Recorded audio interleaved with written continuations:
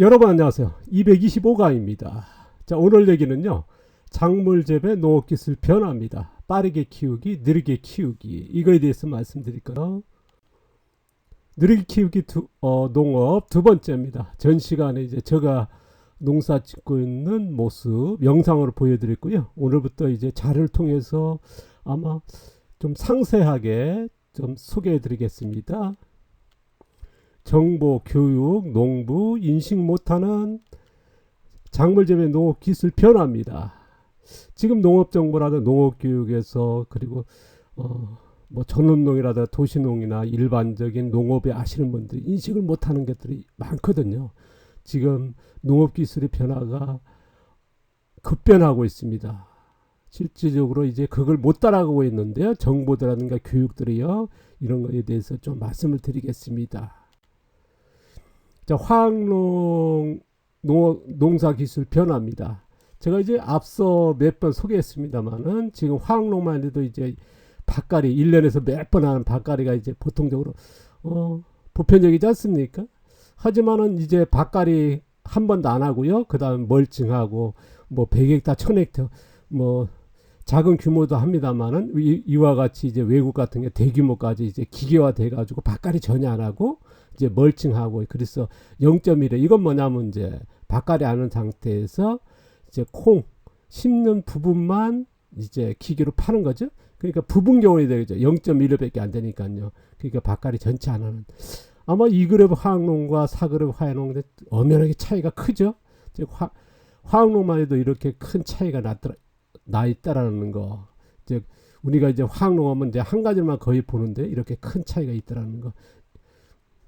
그리고 지금 유기농, 뭐 친환경농, 무농약 그런 것도 마찬가지입니다만 농사기술 변화만 해도 이제 뭐 이렇게 1년에 이제 밭갈이 농가에 따라 다릅니다만 몇 번씩 하는 이제 2그룹 유기농도 있습니다만은 이제 밭갈이 한 번도 안 하고요. 멀칭하고 이제 작물 심는 이 같은 경우는 대파 모종을 심을 때 이제 부분 파서 이제 심거든요. 그러면 이게 부분 경원이 되거든요. 그러니까 요 2그룹과 4그룹의 농사의 차이는 굉장히 크겠죠.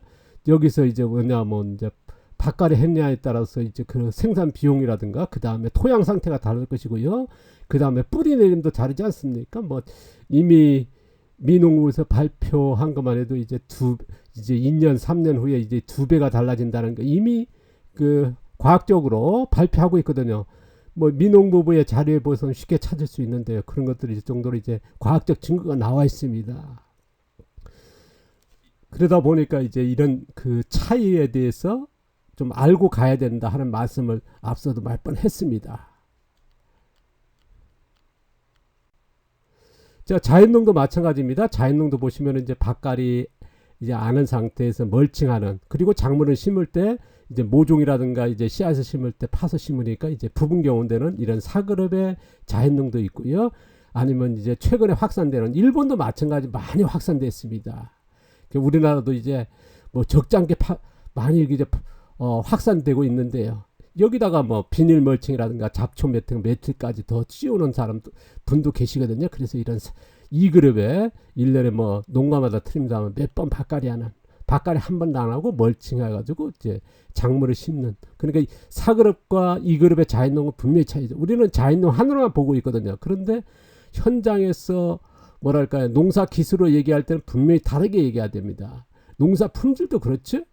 그런데 우리는 이제 이거를 나누지 않고 그냥 자연농 한 가지만 얘기하거든요. 자연재배 하신 분도 자연재배도 이런 차이가 있으면서도 얘기를 못하고 있거든요. 그러다 보니까 이제 많은 글들이라든가 그 영상들이라든가 그런 자료를 보면요. 앞뒤가 안 맞습니다. 안타깝게도요. 화학농도 마찬가지고 친환경 유기농도 마찬가지거든요. 그래서 이런 것들을 알고 갔으면 좋겠다는 거 이제 정말 급변하게 이제 농사 기술이 많이 변했고 이거는 뭐 오래전부터 이제 돼 있거든요. 그런데 지금까지 인식 못하신 분 적지 않다라는 거.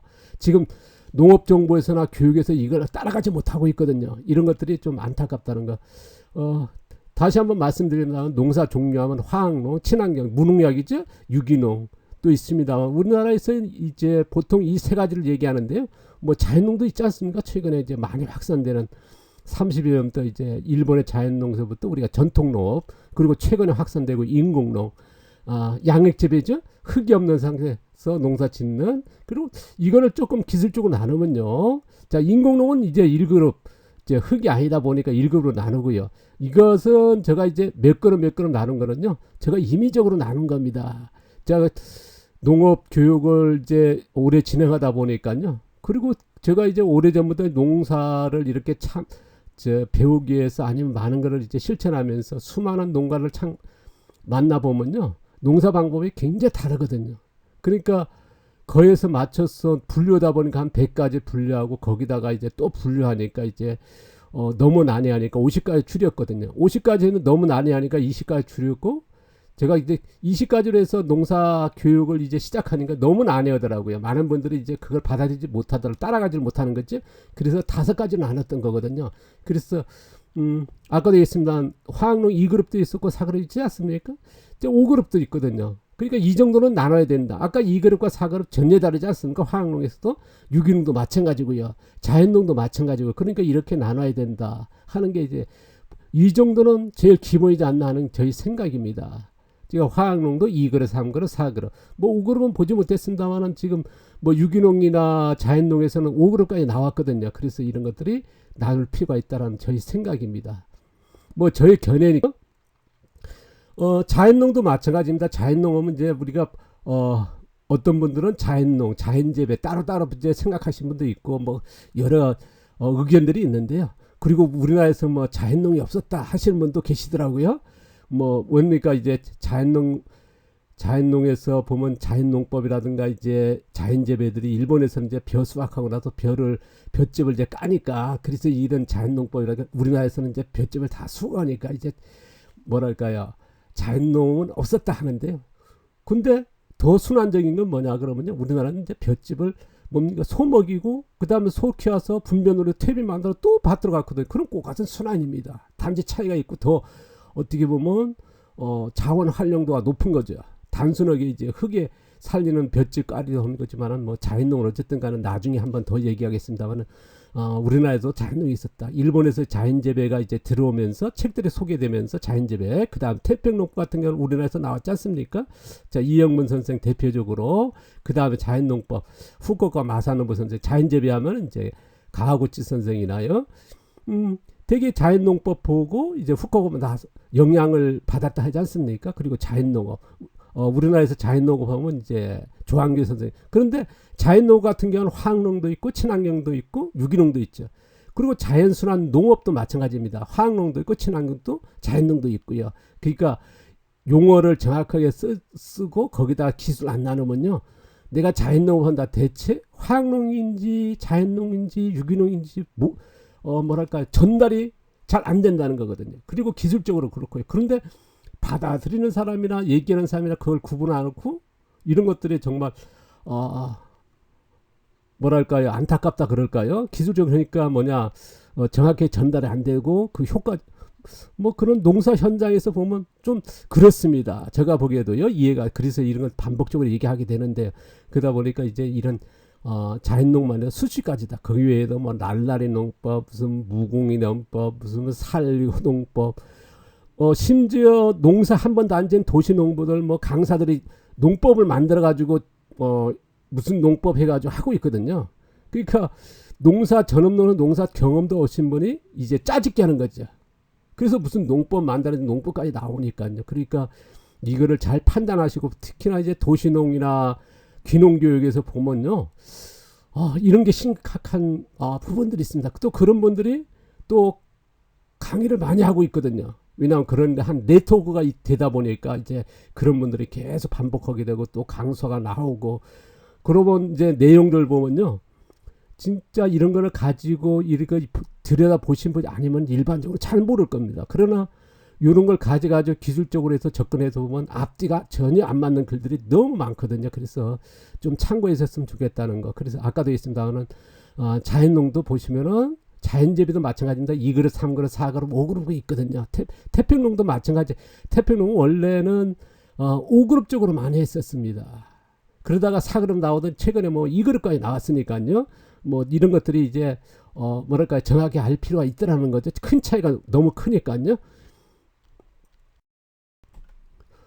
자연농의 다시 한번 이제 뭐랄까요, 좀 이해 못하신 분들 앞서도 몇 번 얘기했습니다만은, 우리가 5그룹 무경운 자연농, 이거는 뭐냐면 무경운 상태에서 멀칭되어 있고 씨앗을 직파하는 겁니다.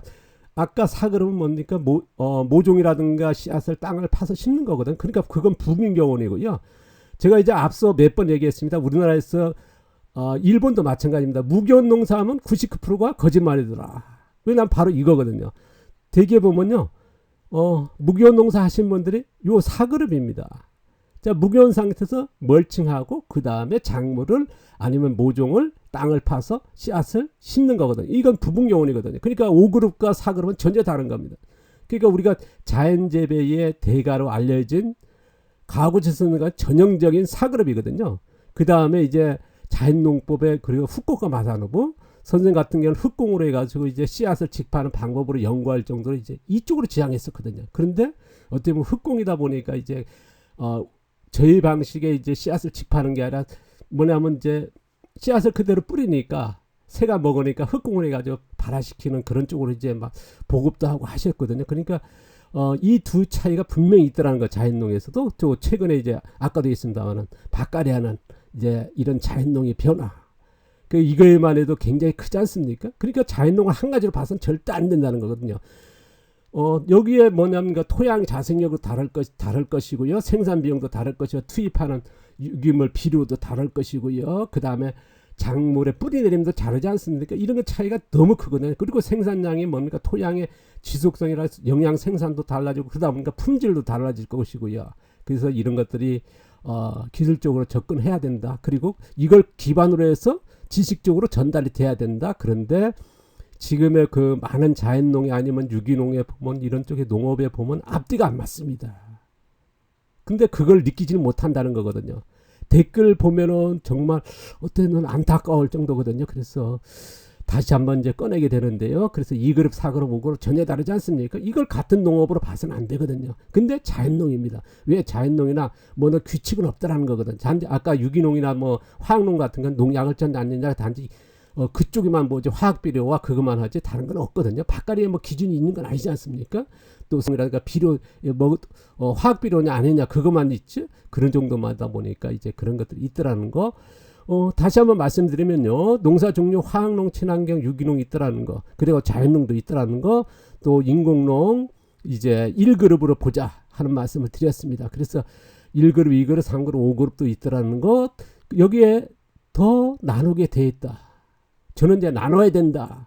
주장하는 게 뭐냐, 바로 오늘 얘기입니다.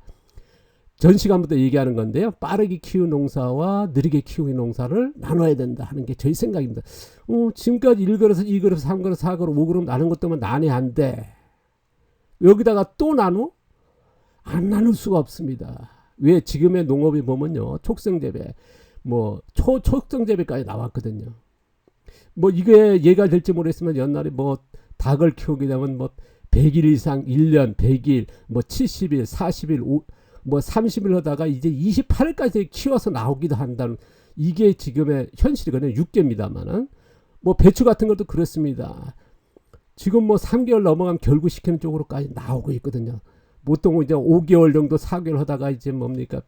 자, 품종의 개량, 촉성재배 빨리 키우는, 그 다음에 비료에 그런 쪽으로 쓰는 기술, 거기다가 시설까지 하다 보니까요. 그래서 이런 빠르게 키우기 농사가 대세를 이루고 있거든요. 그러니까 이런 것들하고 느리게 키우기, 저는 이제 전형적인 이제 느리게 키우기 농사 쪽으로 이제 지향하고 있는데요. 이거에 대해서는 지금까지 용어를 안 썼었죠. 저는 이제 이렇게 나누자는 게 저희 이번에 연재를 통해서 저희 생각을 알려드리는 거니까 저희 생각을 뭐 제가 어떻게 농사 짓는 걸 공개하는 하고 있지 않습니까? 누가 어떤 농사를 짓는다 저는 뭐 간열 생각도 없습니다. 하지만은 지금의 뭐 양배추만 해도 제가 전 시간에 얘기했습니다만 보통 5개월, 4, 5개월 만에 겨우지 않습니까? 7, 8월 달에 씨앗 놔가지고 모종이 되면은 8월, 9월 달에 심어서 12월 달, 1월 달, 2월 달 수확하거든요. 그 다음에 꽃이 피어버리거든요. 근데 저희 같은 경우는 뭐냐? 농가에서 꽃같이 모종을 놔가지고 안 심은 거 남은 거를 갖다가 꽃같은 시기에 심었거든요. 그래서 지금이야 수확합니다. 그러니까 딱 2배거든요.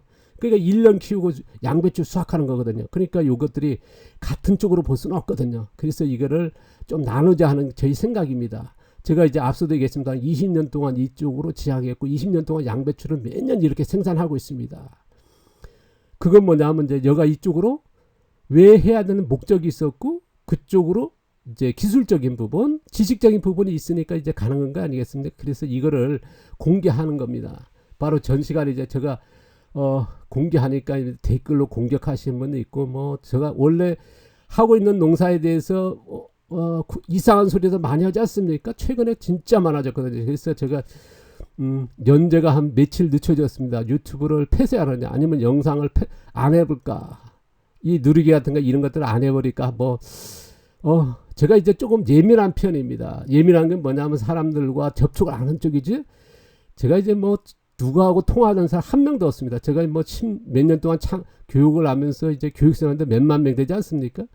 단 한 명과도 통화를 안 하거든요. 어떤 단체도 속가 있으면 어떤 단체에서 뭐 동창회 모임도 안 나갈 정도로 이제 뭡니까 새벽 4시 일어나가지고 이제는 글 작업하고 생각하고 그 다음에 5시에 밥 먹고 그 다음에 애들 갖추기 전 먹이 주고 그 다음에 첫 버스 타서 운동 갔다 오고 그 다음에 농사 하루 종일 바쁩니다. 오늘 누구 만날 시간도 없거든요.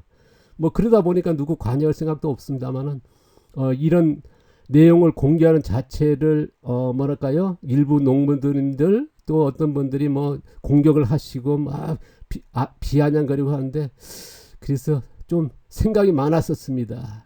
하지만은 제가 이제 앞서도 얘기했습니다만은 농사를 배우기 위해서 뭐 20살에 미생물 배우기 위해서 정말 수원역에서 4시간 하면서 뭐 연구소까지 갈 수 있었고 그 다음에 뭐 농산물 파종했을 때 가다 시작 거치면서 농사를 배우기 위해서 10년 동안 전국의 유람함을 외국까지 나가면서 했지 않습니까? 저와 같은 뭐랄까 이렇게 시간을 보내고 하는 것보다는 조금 제가 경험한 거를 이런 지식적으로 공개된다면 좀 뭐랄까 도움이 되지 않을까, 그래서 하는 건데 이상 삐딱하게 보신 분들이 정말 많아진 것 같습니다. 뭐 사람 구독자가 많아지니까 더 하는가 그러느냐. 제가 20년 동안 사람과의 관계를 끊어왔는데 되려 유튜브는 그래서 결단을 그런 사람들과 소통하는 것, 뭐 관계 이게 저한테는 제일 안 맞더라고요. 소통의 능력이 저는 어떻게 보면 이제 혼자서 많이 돌아다니고 그러다 보니까 그런가 굉장히 어렵거든요.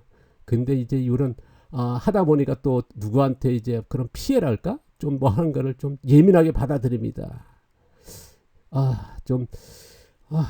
요새 심정이 그렇습니다만은 어쨌든 요걸 하는 데까지 해보고요. 안 되면 뭐 그때 가서 멈추도록 하겠습니다. 자, 오늘 얘기 빠르게 키우기, 느리게 키우기. 뭐 빠르게 키우기에 대해서는 뭐 농가들 어떻게 하든 상관없습니다만은 제가 뭐 관여할 건 아닙니다만 느리게 키우기에 대해서 제가 생각하는 거, 지금까지 경험했던 것들을 좀 얘기하겠습니다. 확실하게 뭐 지식적으로 기술적으로 완전하게 뭐 공개할 정도는 아닙니다만은 그러나 경험은 20년 동안에 반복했다는 건 뭐 그게 쌓인 거 아니겠습니까? 그리고 이런 용어를 또 만들어내고 농업 기술이 익히 있더라는 걸 시작 알려주는 게 맞다고. 뭐냐면 아니까요. 그래서 먼저 시작했고 지금도 농사 짓는 뭐 선배랄까요? 뭐 좀 앞서 있는, 아니면 뭐 표현이 그렇습니다만 어쨌든 간에 이걸 경험한 자로서 이제 남깁니다. 이걸 가지고 또 뭐 맞은 것만 쓰시고요. 아니면 버리시면 되겠죠. 그렇게 공격적으로는 하지 말고요.